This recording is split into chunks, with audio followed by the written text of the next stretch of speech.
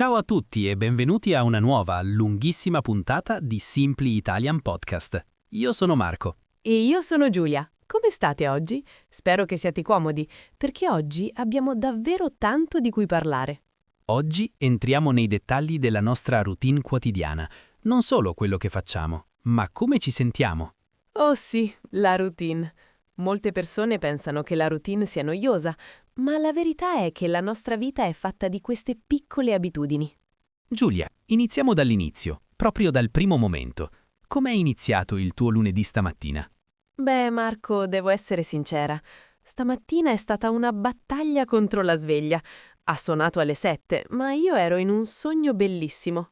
Ti capisco perfettamente, succede anche a me. Qual era il tuo primo pensiero appena hai aperto gli occhi?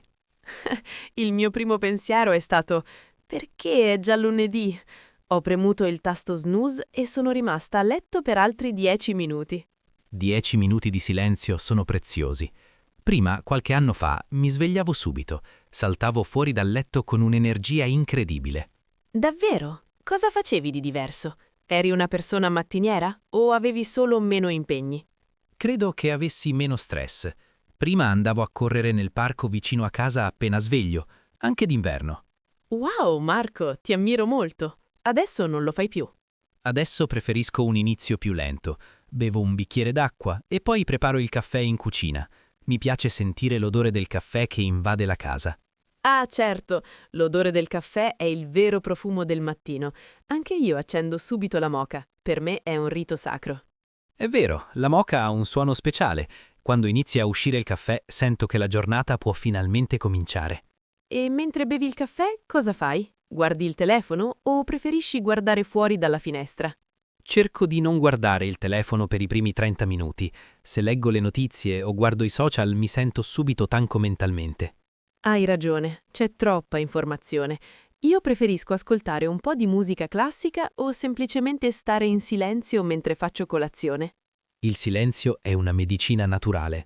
Ma dimmi, cosa mangi di solito? Sei una persona che fa una colazione abbondante? Dipende. Se ho tempo, mi piace mangiare yogurt con cereali e frutta, ma se sono in ritardo mangio solo un biscotto velocemente. Ieri, per esempio, io ero di corsa. Ho dimenticato di fare colazione e a metà mattina avevo una fame incredibile. È terribile quando succede. Poi arrivi a pranzo che vorresti mangiare tutto quello che vedi. Esatto. Per questo motivo oggi ho deciso di prendermi più tempo. Ho preparato anche un tè verde per cambiare un po'. Il tè verde fa molto bene.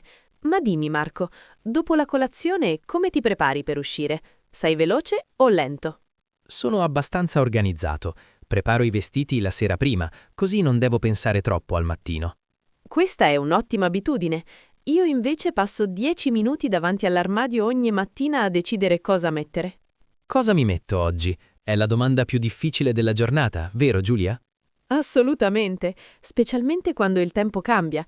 Magari la mattina fa freddo e il pomeriggio c'è il sole. È vero, in Italia il tempo è un po' pazzo in questo periodo, ma parliamo del viaggio verso l'ufficio. Tu come vai al lavoro? Io sono fortunata perché l'ufficio è vicino. Di solito vado a piedi. È una camminata di circa 20 minuti. 20 minuti a piedi sono perfetti, ti aiutano a svegliarti bene e a respirare aria fresca prima di stare chiusa in ufficio. Sì, mi piace molto. Anche se piove prendo l'ombrello e cammino. Mi aiuta a organizzare le idee nella testa. Io invece devo prendere la metropolitana. È un'esperienza molto diversa, credimi. C'è sempre molta gente e molto rumore. E come gestisci il rumore? Ti dà fastidio o ti sei abituato? Metto le mie cuffie e ascolto un audiolibro o un podcast. In questo modo la metropolitana diventa il mio spazio privato, anche se sono circondato da persone. È un ottimo modo di usare il tempo del viaggio. Impari qualcosa di nuovo mentre vai a lavorare. Esatto, ma a volte sono così stanco che preferisco solo chiudere gli occhi per 10 minuti durante il tragitto. Attento a non perdere la tua fermata, Marco. Sarebbe un problema arrivare al capolinea. Mi è successo una volta l'anno scorso. Mi sono svegliato in una zona della città che non conoscevo affatto. Ero agitatissimo. È normale, siamo umani.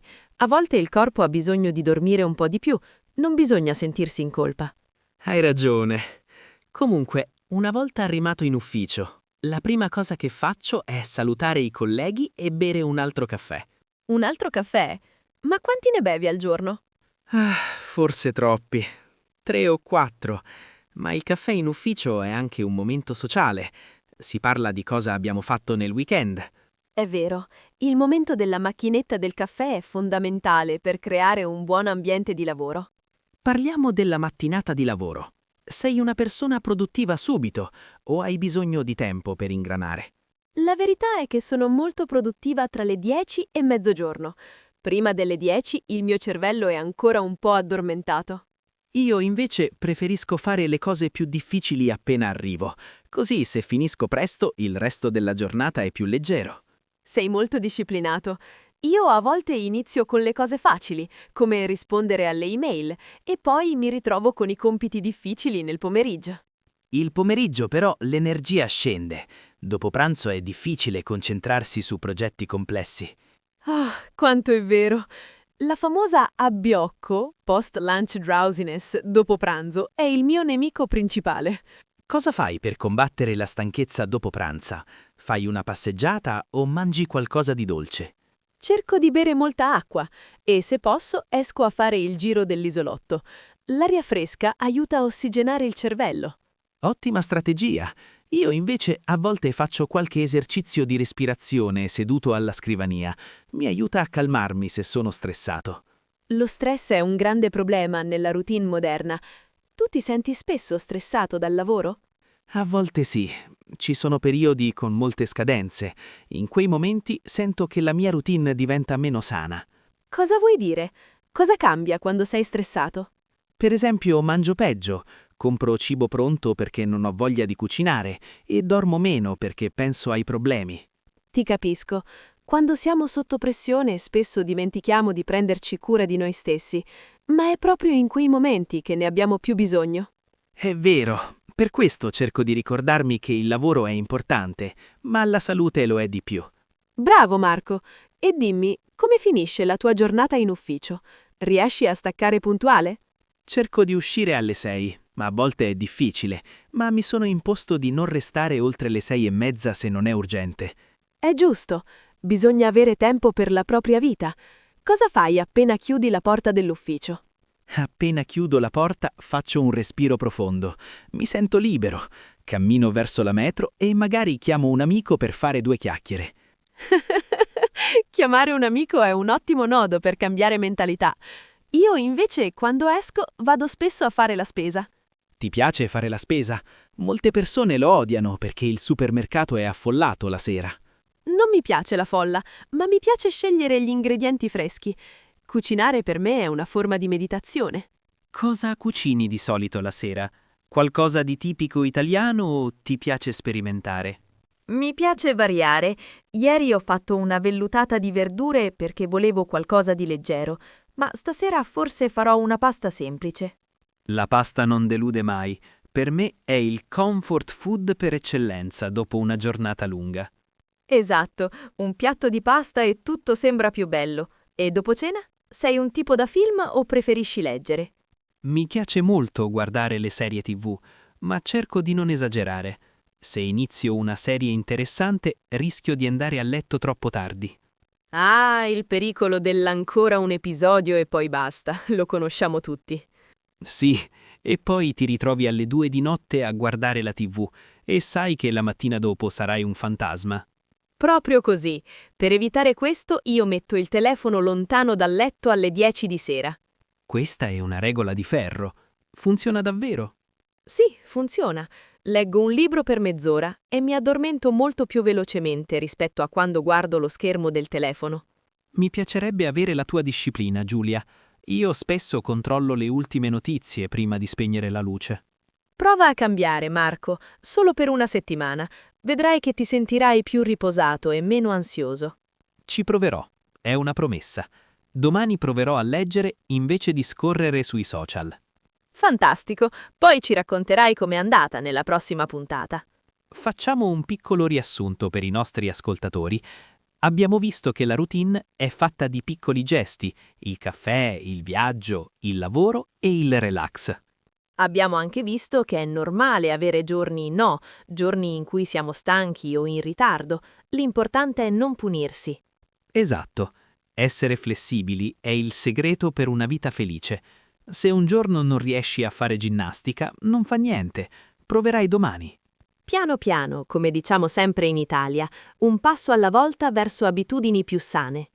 Prima di chiudere, vogliamo dare un consiglio ai nostri ascoltatori B1? Certo, provate a scrivere la vostra routine ideale, non quella reale, ma quella che vorreste avere. Bella idea. Usate il futuro o il condizionale. Per esempio, domani mi sveglierò presto o mi piacerebbe fare yoga ogni mattina.